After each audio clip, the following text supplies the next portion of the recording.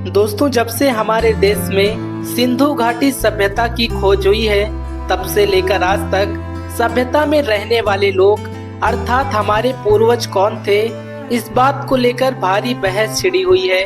क्योंकि अलग अलग संप्रदाय इस सभ्यता पर अपना दावा करते हैं। ऐसे में साइंस एवं टेक्नोलॉजी के आधुनिक दौर में विज्ञान की इस पर क्या राय है, इसको भी समझना बेहद महत्वपूर्ण हो जाता है। हालांकि आज भी अनेकों इतिहासकार एवं पुरातत्वविद इस विषय पर अपना अध्ययन जारी रखे हैं, लेकिन हाल ही में हुई कुछ महत्वपूर्ण पुरातात्विक खोजों और वैज्ञानिक निष्कर्ष इस जवाब के काफी करीब पहुंच चुके हैं। तो चलिए दोस्तों, आज हम वैज्ञानिक निष्कर्षों के आधार पर हमारे देश के मूल निवासियों के बारे में जानकारी हासिल करते हैं। दोस्तों, चैनल पर नए हैं तो चैनल को सब्सक्राइब कर लीजिए। वीडियो अच्छी लगे तो वीडियो को लाइक करके दोस्तों के साथ शेयर जरूर करें।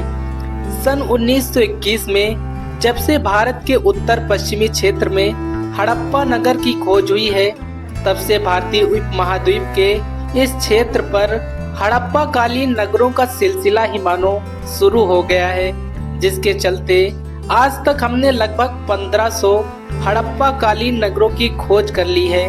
उनमें से एक महत्वपूर्ण नगर है राखी गढ़ी।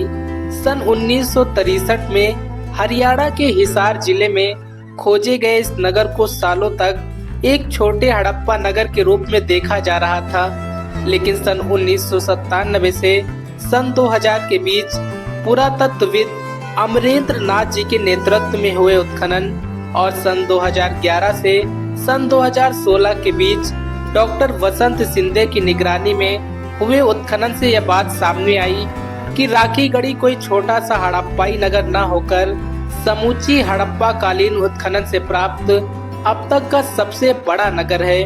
और यहाँ से प्राप्त बड़ी मात्रा में अवशेषों की कार्बन डेटिंग जांच करने से ये भी साबित हुआ है कि उनमें से कुछ अवशेष 4500 ईसा पूर्व पुराने थे।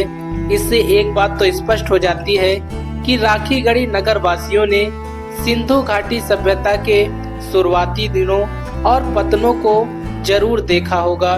इसीलिए राखी गढ़ी से प्राप्त अवशेष सिंधु घाटी सभ्यता को समझने के लिए सबसे उपयुक्त माने जाते हैं। अप्रैल 2015 की बात है। राखी गढ़ी में डॉक्टर वसंत सिंधे जी की निगरानी में चल रहे RGR-7 टीले के उत्खनन के दौरान लगभग 4600 साल पुराने कंकाल के अवशेष प्राप्त हुए। इन अवशेषों में एक महिला, एक बालक और 2 पुरुषों के कंकाल शामिल थे। पुरातत्वविदों ने इन अवशेषों की DNA जांच करने का फैसला लिया। 4600 साल पुराने अवशेषों की ये DNA जांच काफी महत्वपूर्ण साबित होने वाली थी। लगातार 3 सालों तक चले इस DNA जांच के निष्कर्ष को सितंबर 2018 में दुनिया के सामने रखा गया।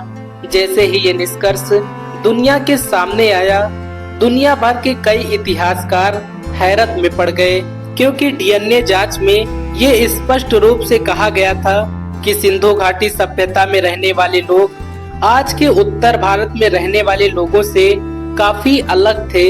इनमें कुछ मात्रा में आज अंडमान में पाई जाने वाली शिकारी जनजाति और कुछ मात्रा में नमाज़ युग के दौरान पाए जाने वाले ईरानी किसानों की जिन सम्मिश्र अवस्था में पाए गए हैं। DNA जांच से यह स्पष्ट हो गया है कि सिंधु घाटी सभ्यता में पाए जाने वाले लोग आज के दक्षिण भारत के द्रविड़ लोगों से काफी समानता रखते थे। इसके साथ ही DNA जांच ये भी कहती है कि सिंधु घाटी सभ्यता के लोग आज के उत्तर भारत में पाए जाने वाले लोगों से काफी भिन्न थे। इससे एक बात तो बिल्कुल स्पष्ट हो जाती है कि आर्यों का भारत में आगमन सिंधु घाटी सभ्यता के पतन के बाद या सिंधु घाटी सभ्यता के पतन के दौरान ही हुआ था।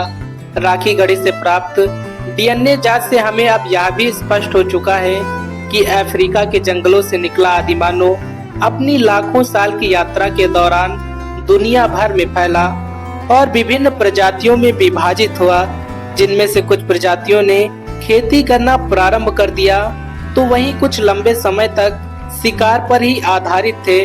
अपने हजारों साल के सफर के दौरान इन्होंने कृषि और व्यापार की मदद से भव्य नगरों का निर्माण किया, परंतु अंत में प्राकृतिक घटनाओं के चलते उनकी सभ्यता का विनाश हो गया। दोस्तों, आपको ये जानकारी कैसी लगी?